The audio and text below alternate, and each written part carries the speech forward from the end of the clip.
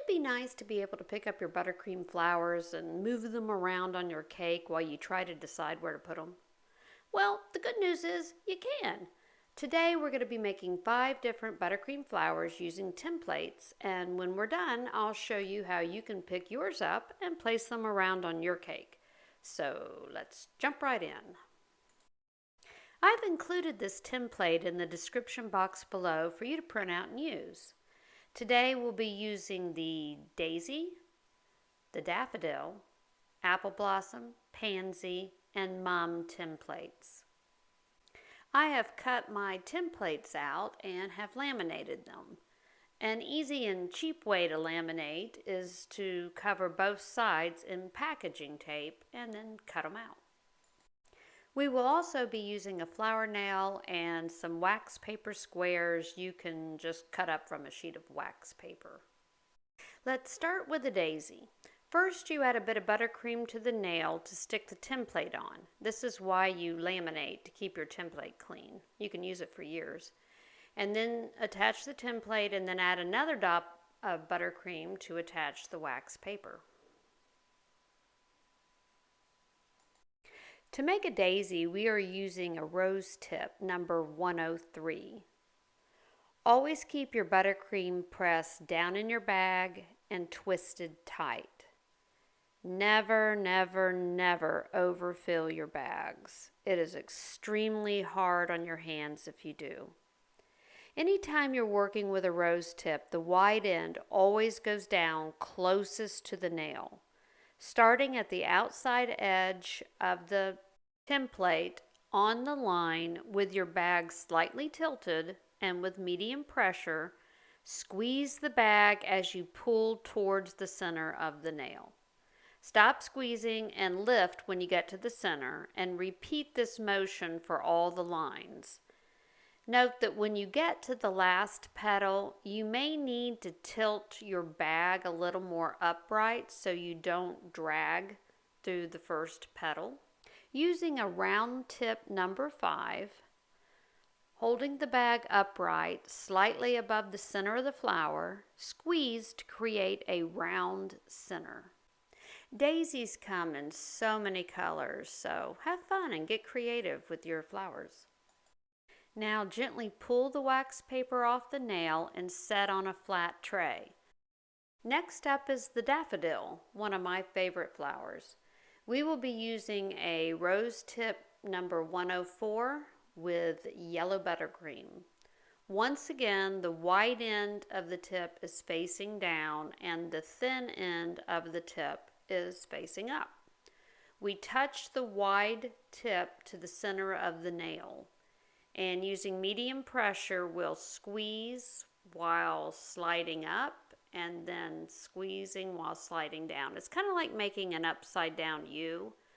So do it again. We start in the center and we will make it like an upside down U. And we'll do that 6 times. So we touch the nail this time, squeeze, go up, slide back down. Release pressure, make another petal. Wide tip down. Start in the center, squeeze, slide up, come back down. And we just do that over and over. Upside down U kind of motion. Squeeze in the center, slide up, come back down. And then that last one, you kind of have to tilt your bag upright or you'll smash your first petal. But you will squeeze and slide up and go back down. And here we have our 6 petals, so now it's time for the second step. Next, we attach a round tip 3 to the bag. Holding the bag upright above the center of the flower, we make what I call like a little tornado shape. You know how it's small at the base, a tornado is, and gets wider at the top. And we move the tip in circles, layering on top of the last row. You don't want to make it too tall that it falls over. Let's set that over with the other ones. Next up is the pansy. Using the same number 104 rose tip and using the exact same upside down letter U motion, we make 2 large petals. Then we gently make 2 small petals on top of the large ones. Exact same motion, just be careful not to smash into the large petals underneath. Then using a different color, but with the same number 104 rose tip, we make the bottom petal. It's the same motion as the top petals, but we don't lift up. We've got it's slide up, up, down, up, and down, forming one ripple petal. For the last step, using whatever color you used for the double petals, for me, yellow, and a tip number 1, make a little loop down on the ripple petal. And there you have the pansy. For the apple blossom, we will be working inside this little inner circle. And we'll be using a rose tip number 101. And once again, with a rose tip, we'll be using the wide end of the tip down. Touching the nail in the center, we're going to be doing the exact same motion we've done with the other flowers. We slide up, we slide down. Squeeze, slide up, slide down. And we do that 5 times, being careful with the last petal not to smash the other petals. Using the yellow buttercream with a tip number 1, we'll place a little dot in the center and then one towards the inside of each of the petals to make a little apple blossom. And the last flower is the mum. Using a round tip number 5, I create a mound of buttercream filling up that center circle.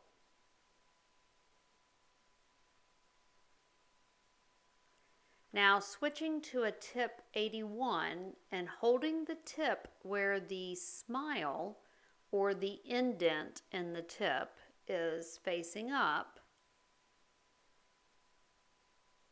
I begin to pull out each petal. And as I pull towards the end of the petal, I kind of raise the tip up some so that the petal has an upward tilt at the end. You know, more finished. See, I added one there where I didn't pull up as much. And you do this all the way around the mound, and then for your second row, go in between where the first row was, a little higher up on the mound, and you go all the way around. The goal here is to cover the mound in petals. And you can make mounds, mums, in any color. They come in all kinds of colors, and you can make them larger, pulling out to the bottom row, pulling out all the way to the end of the nail if you want a really large one, and you just keep filling up. And each row, you tilt the bag up a little bit, you know, not out so flat. That way they have some curve to them.